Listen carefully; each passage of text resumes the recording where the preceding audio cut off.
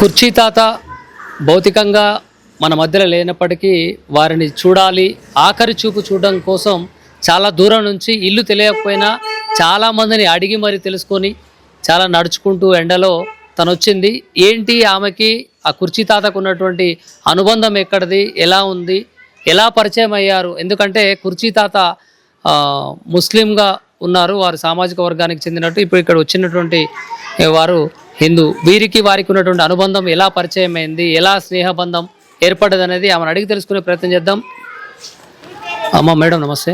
ఏంటి కుర్చీ తాతకి మీకు పరిచయం ఎక్కడ ఏర్పడ్డది, మీకు ఎలా తెలుసు? అంటే వీడియోలలో చూసారా లేకుంటే ఎలా ఎలా పరిచయం అయ్యారు?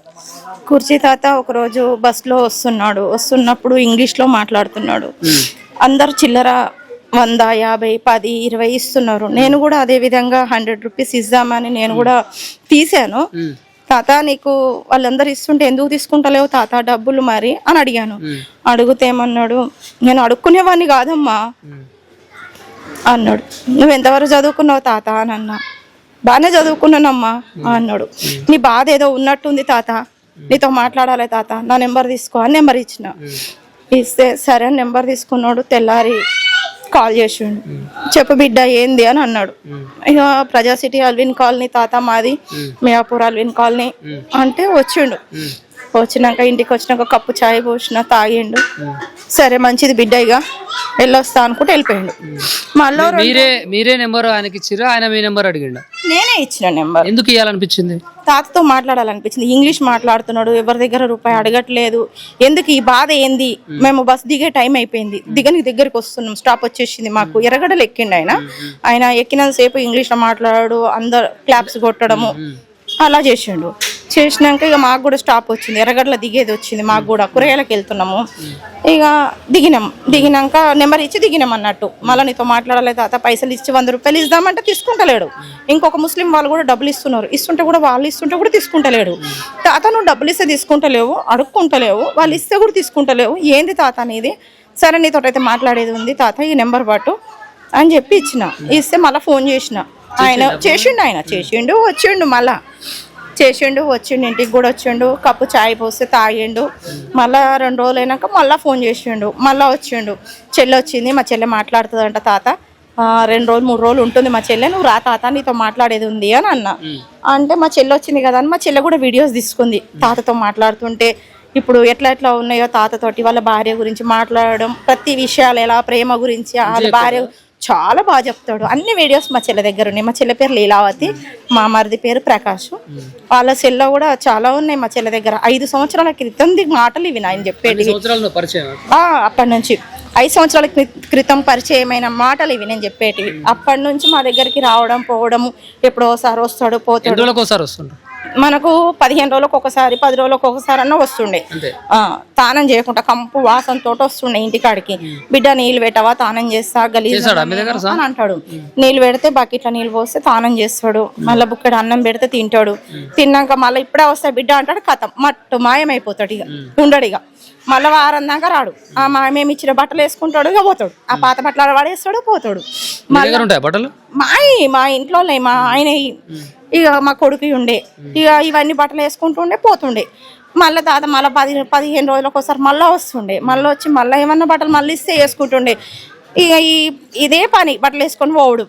కానీ ఇక నేను ఇదే విధంగా వస్తున్నాడు పోతున్నాడు, తానం చేస్తున్నాడు పోతున్నాడు. మా అమ్మ అంటుండే సడన్గా ఎప్పుడన్నా చచ్చిపోయింది అనుకో, లేని బాధ బిడ్డ, మనకెందుకు బిడ్డ అని మా అమ్మ నాకు అన్నది. అన్నప్పటి నుంచి నాకు మతిలో కూడా తట్టింది. మళ్ళా ఈయన పెద్ద మనిషి కదా. మళ్ళీ ఇంకొకటి, మళ్ళా ఈయన కేసీఆర్ గారిని కూడా బాగా తిట్టేవాడు. తిడుతుంటే నాకు వీళ్ళ కోడలు రేష్మ అనే అమ్మాయి నాకు ఫోన్లో అన్నది, మా మామ మీ ఇంటికి వస్తున్నాడు పోతున్నాడు, మరి రేపు కోర్టులో పోలీసు వాళ్ళు పిలుస్తున్నారు, ఆయనను కొడుతున్నారు, జైల్లో వేసిరు అని ఇవన్నీ చెప్పింది అలా కోడలు. నాకు కొంచెం భయం అనిపించింది. మా మమ్మీ కూడా నన్ను భయపెట్టించింది. ముసలాయన నువ్వు రప్పించుకుంటున్నావు బిడ్డ, సడన్గా ఏమన్నా చచ్చిపోయింది అనుకో, మన కులం కాదు, మనం పద్మశాలి వాళ్ళము, వాళ్ళేమో ముస్లిం వాళ్ళు అంటే ఎలా ఉంటారు, కొడతారు వస్తారు మా వాళ్ళని అని భయపట్టి మా మమ్మీ నన్ను భయపెట్టించింది. భయపెట్టిస్తే నేను కూడా భయపడి, తాత నువ్వు రాకు తాత మా ఇంటికి, ఏదో ఎప్పుడో ఒకసారి వస్తేవా ఇట్లా ఉంటివా సరే. సోషల్ మీడియా మొత్తం ఇన్స్టాగ్రామ్, ఫేస్బుక్, యూట్యూబ్లో ఆయన తెలియని వాళ్ళు ఎవరు లేరు. ప్రతి ఒక్కరు కూడా తెలుసు. సినిమాలలో కూడా ఆయన డైలాగులు వాడుకున్నారు. అలాంటి వాళ్ళు కూడా ఇక్కడ అంతిమయాత్రలో పాల్గొన్న వాళ్ళు చాలా తక్కువ మంది ఉన్నారు. అంటే Satya master, Basheer master, Imran, local పిల్ల, ఇట్లాంటి వాళ్ళు, మీరు ఇంకొంతమంది ఉన్నారు. ఎక్కువ మంది ఇక్కడికి రాలేకపోయారు. అయినా కూడా మీకు తక్కువ పరిచయం ఉన్నా కూడా ఎక్కడ పరిచయం? ఒక బస్సులో పరిచయం కాదు. అయినా కూడా మీరు వచ్చారు. ఎందుకు అంత బంధం ఏర్పడ్డది ఆయనకి మీకు మధ్య? మా ఇంట్లో ముసలాయన మా ఇంట్లోకి వెళ్ళిపోయాడు. మా ఆయన వాళ్ళ తండ్రి ఇంట్లోకి వెళ్ళిపోయాడు. సేమ్ ఇదే తెల్లంటికెళ్ళు ముసలాయన సేమ్ ఇలాగే ఉంటాడు. అయితే ఆయన ఇంట్లోకి వెళ్ళిపోయినప్పుడు మా పాప ఏమన్నదంటే మా తాత ఇంట్లోకి వెళ్ళిపోయాడు, ఎక్కడున్నాడో బతికున్నాడో చనిపోయిండు అని అంటే సేమ్ ఇదే లెవెల్లో ఉన్నాడు కదా మీ తాత, పోలికలు శృతి మీ తాతలాగానే ఉన్నాడు కదా బిడ్డ అని ఇలా చూపిస్తే అవును అన్నది. మరి మీ తాతని నేను ఎలగొట్టినా నువ్వు అనుకుంటున్నావా బిడ్డ? మరి ఈ తాతని నేను సాధింది అనుకో, బట్ట విండిన్నే అనుకో, ఈ తాతకు అన్నం పెట్టి కంచం కడిగింది అనుకో, నీకు నమ్ముతావా బిడ్డ అని అడిగినా. నమ్ముతా మమ్మీ, 10 రోజులు తాతకు నువ్వు అన్నం పెట్టి నువ్వు బట్ట విండి సాది నువ్వు చూపించినావు అనుకో, మా తాతను కూడా నువ్వు ఇలాగే చూసుకున్నావు, రేపు నేను మా మామను కూడా అలాగే చూసుకోవాలి అన్న నా బిడ్డ నాకు వేసిన క్వశ్చన్ కు నేను ఆన్సర్ తీసిన అందులోకెళ్ళి. మరి ఇప్పుడు మీ కుర్చీ తాత లేడు, నీకు ఏమనిపిస్తుంది? మరి బాధ అనిపిస్తుంది కదా ఎంతైనా కానీ. తండ్రి అన్నప్పుడు పోయినప్పుడు తండ్రి లెక్క, తండ్రి వెనుక తండ్రి లెక్క ఉండి ఇట్లా పోయినప్పుడు ఎవరికైనా బాధ అనిపిస్తుంది. నా బిడ్డ అయితే కోల్పోయింది, ఒక తాతను కోల్పోయినా అని. నా బిడ్డ శృతి, ఆమె మా పాప చూడండి అక్కడ, ఆమె అనుకుంటుంది ఇక్కడ రా బిడ్డ, ఈమె మా పాప, ఈమె అనుకుంటుంది నాకు ఒక తాత అనేవాడు. రాత్రి చూడగానే అన్నది నాకు తాత ఇన్ని రోజులు ఉన్నాడు అనుకున్నా మమ్మీ, ఈ తాత కూడా మనను వదిలిపెట్టిపోయిందా మమ్మీ అని. రాత్రి నిద్రపోలే, 2 అయ్యేదాకా నిద్రపోతలేదు.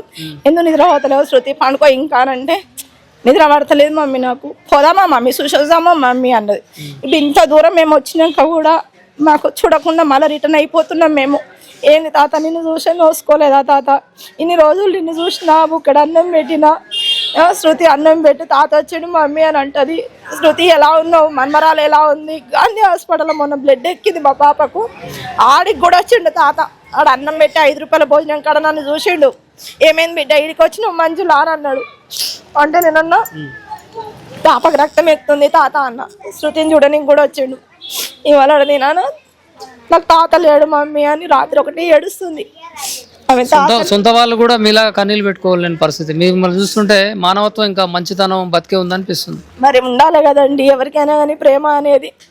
నేను ఇలా ఏడుస్తూనే కదా రేపు నా బిడ్డ కూడా వాళ్ళ మామల కోసమైనా తాతల కోసమైనా తన పిల్లల కోసమైనా, కులం కాదు మీ ఇంటి పక్కన కాదు ఎక్కడ కాదు ఎక్కడో బస్సులో పరిచయం ఆయన కోసం ఇంత ఏడుస్తున్నామ్మా. లేకపోతే కూడా ఓసారి పాల ప్యాకెట్ తీసుకొని వస్తాడు తాత, వచ్చి నేను లేకపోతే కూడా తర్వాత వేసి ఇది సరిత నేను తాతని కుర్చీ తాతని అని ఇంత లెటర్ రాసి పాల ప్యాకెట్ కానీ ఇంత పెద్ద బిస్కెట్ ప్యాకెట్ కానీ దానికి పెట్టి దర్వాజకి వేసి ఆ బిస్కెట్లు నా మన్మరాల కోసం అమ్మ లెటర్ రాసి పెడతాడు. ఆ బిస్కెట్లు నా మన్మరాల కోసము, ఈ పాల ప్యాకెట్ ఇప్పుడు వస్తే నా మన్మరాలు తీసుకుంటది పాలు అని దేవుడు తీసుకెళ్ళిపోతుంటాడు. నిజమండి, అది మాత్రం 100% నిజమండి.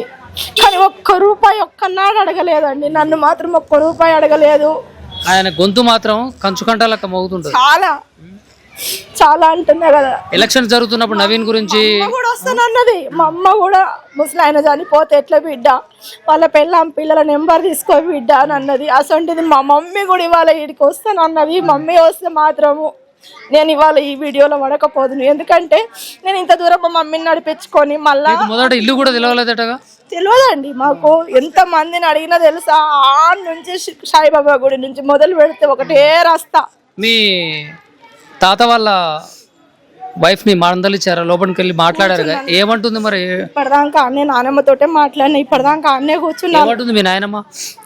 ఇక అట్లా అయిపోయింది, నా చేతుల మీదుగానే పోయిండమ్మా మీ తాత అని, నా చేతుల మీదుగానే పోయిండమ్మా మీ తాత అని చెప్తుంది. ధైర్యం చెప్పినావా మరి? చెప్పాలే కదండి, అండగా ఉంటా అని చెప్పినావా? చెప్పినా నేను అట్లేం బాధపడకు నాయనమ్మ, ఉన్నా నేను వస్తా. ఇది ఏందో బంధం, మన బంధం ఏం బంధం అనేది అర్థమైతలేదు నానమ్మ. మంచితనం ఉంటే చాలు, బంధం ఏముంది, అంతే. మంచితనం ఉంటే బంధం ఏర్పడుతుంది, అంతే. వాళ్ళ బిడ్డ కూడా అదే చెప్పిన నేను. ఆయన ఎవరో మీరెవరు, ఆయన కూడా ఇప్పుడు చూడు ఎంత కంటతాడి పెడుతున్నావు. కన్న తండ్రి పోతే ఏడుస్తున్నావు నువ్వైతే. అది ఏం చేద్దామండి, మీతోటే ఉంటాడు ఆయన, ఎక్కడికి పోడు. ఆయన ఆత్మ మీ చుట్టే తిరుగుతుంటది. ధైర్యంగా ఉండండి. శృతి, మీకు కుర్చీ తాతకి ఎలాంటి అనుబంధం ఏర్పడింది? ఎందుకు నీకు తాతను చూడంగానే నీకు మనసులో తాతలాగా ఎందుకన్నా? మీ అమ్మతో కూడా గొడవ పడ్డావంట తాత విషయంలో? మా ఇంట్లో మా తాతయ్య ఉండే, కానీ మా తాతయ్య కొంచెం మైండ్ సెట్ సరిగా లేకపోయిండు, లేక బయటికి పోయిండు. పోతే నాకు మా తాతయ్య రేడు అని గట్టి కోప్పడితే ఒకసారి ఎర్రగడ్డ రైతు బజార్లో ఆ తాత కనిపించాడు, కుర్చీ తాత. అంటే టీవీలో ఎక్కక ముందు కనిపిస్తే అప్పటి నుంచి ఆ తాతని నాకు తాత రేడు, నా తాతలాగా ఉంటావా అని అడిగిన. అంటే ఉంటా అన్నాడు. నా కాంటాక్ట్ నెంబర్ ఇచ్చిన, రా అన్న. కానీ ఇలా మాత్రం అరుక్కోవద్దు, అన్నం పెడతా, మంచిగా చూసుకుంటా, మా తాతని ఇలా చూసుకుంటాను, నేను అంతకంటే ఎక్కువ మంచిగా చూసుకుంటా అని అన్నా. అంతే. ఎప్పుడే ఎలా మాట్లాడుతున్నాడు? చలాకీగా మాట్లాడుతుంటాడు కదా కుర్చీ తాత. ఉంటాడు.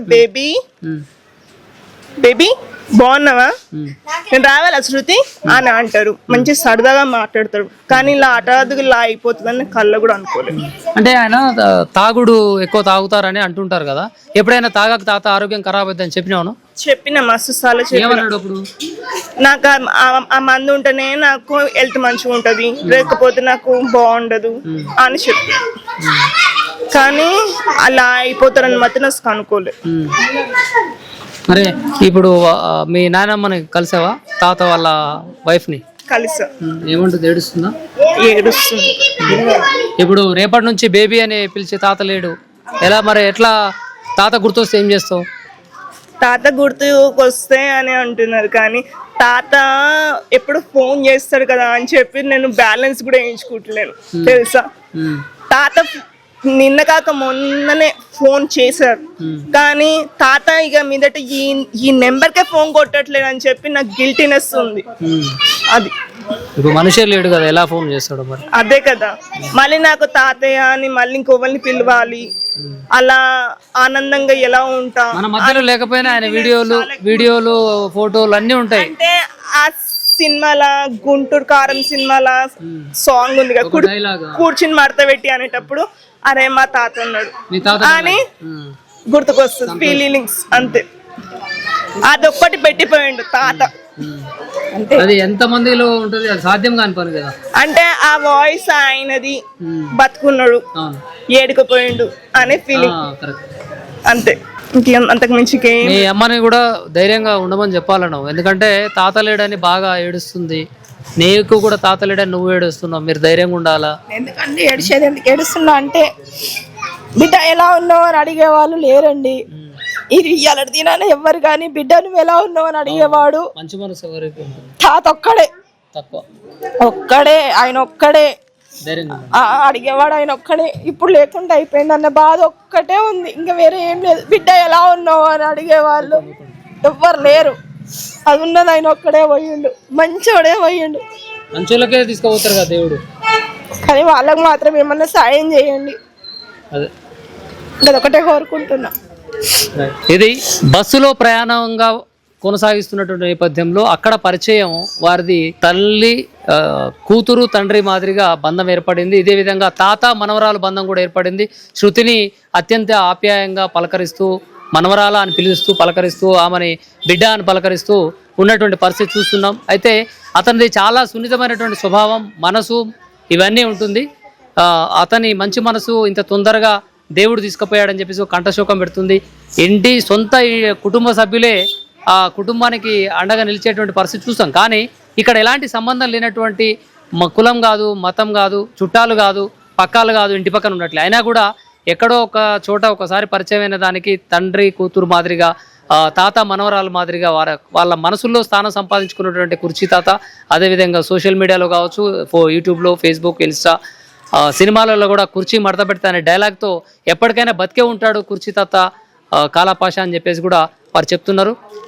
ఎవరైనా కూడా ఇలా తాగుడుకు బానిసే తమ ఆరోగ్యాన్ని ఖరాబ్ చేసుకోవద్దని చెప్పేసి కూడా వాళ్ళు చేస్తున్నారు. ఆ కుటుంబానికి అండగా నిలవాల్సింది వాళ్ళే అని చెప్పేసి కూడా తెలియజేస్తున్నారు. కుర్చీ తాత చిరస్మరణీయుడుగా ఎప్పుడైనా మిగిలిపోతారని చెప్పేసి కూడా తెలియజేస్తూ కెమెరామెన్ చందుతూ నేను మీ గంగాధర్, దార్వి టీవీ. నమస్తే.